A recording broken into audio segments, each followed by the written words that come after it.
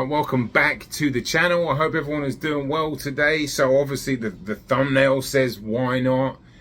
Why not? Just stick him in there with big FILIP HRGOVIć. I'm obviously joking. This is just coming from a selfish boxing fan. I think that would be a bad idea if Eddie Hearn did that. I'm just trying to manifest a really good fight, which is a winnable fight, but it's also a very losable fight. I'd probably pick HRGOVIć slightly, but you never know. And sometimes in boxing, well, a lot of times in boxing, almost always, if you want to get to a higher place, you need to take risks. AJ's obviously already done it. And I know there's a Wilder fight waiting in the wings, so they're not going to do this. This is just, can you imagine if they did? I know we're waiting for an announcement, and I know there's a few candidates on the table. Derek Chisora should not be one of them. I'm sorry, that is not a fight. I didn't even watch the Fury fight, but this is just. Look, we all love Del Boy. All right? He's been a great asset to the sport. No two ways about that. But that is not a fight. And Gareth A. Davis was saying that would be okay on pay-per-view. I don't think so, bro. I don't think so.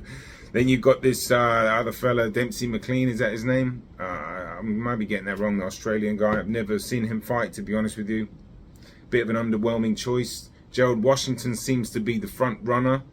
That's a fair, like, in terms of getting to the Wilder fight, looking pretty good against Washington. He might get outboxed for a couple of rounds, as Washington does, but then, you know, his heart will let him down at some point, or his chin. I haven't seen Washington for a while, but I know he's very beatable, and I think his gas tank runs out as well. So AJ should look nice against him. You know, stylistically, that's actually like a good matchup for him. Talking about Otto Wallin, I don't think that's a good idea. He's very crafty. He's quite hard to look good against, and he's got some experience and ring savvy too, and he's a southpaw. So you can't imagine that being any good preparation and leading into it. But my vote is big FILIP HRGOVIć. Get him in there with Big Phil. That'd be amazing. Obviously, if I was promoting AJ, I would not do that. But you never know. I know we're waiting for an announcement right now. And hopefully it comes today.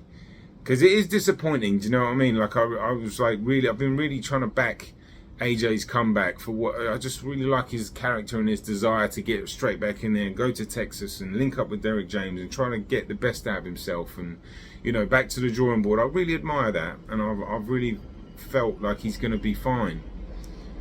Whether he can win another world title, I don't know, but I would, you know, favour him against Whyte. That fight's off now. Dillain Whyte, I don't know much about this situation, so I don't really like to talk on stuff when I don't know.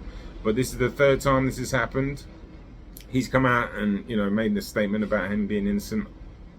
We'll find out. But that would be a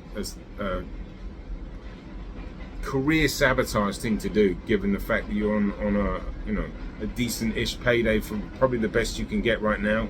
It's a winnable fight in the sense that, you know, he catching AJ at a better time.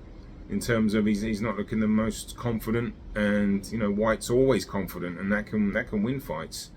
But I'd have favoured AJ for sure. But still, you do wonder about White's. Well, I don't know the details. But back to Big Phil. Now this let's just say this fight did happen. It's an interesting style matchup, you know. HRGOVIć definitely got a chin.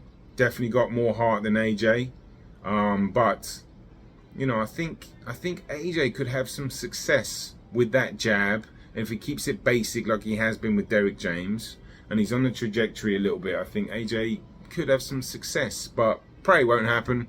I'm just trying to manifest a good matchup, you know, because we've had such a magnificent year this year in boxing, and it really would throw a curveball out there if they came up with this, because, you know, I did see an interview with Gerald Washington. They've been talking to him. I think that sounds like the most realistic choice, to be honest. You know, I did as an outside dark horse, bring in Big Baby Miller. Probably completely unprepared. Probably could use a payday. And obviously there's massive history there, but you know, unrealistic fight, but you could, when you have the leverage, you know, you can do that in boxing. Dangle the carrot or throw a number out there. You never know. You never know.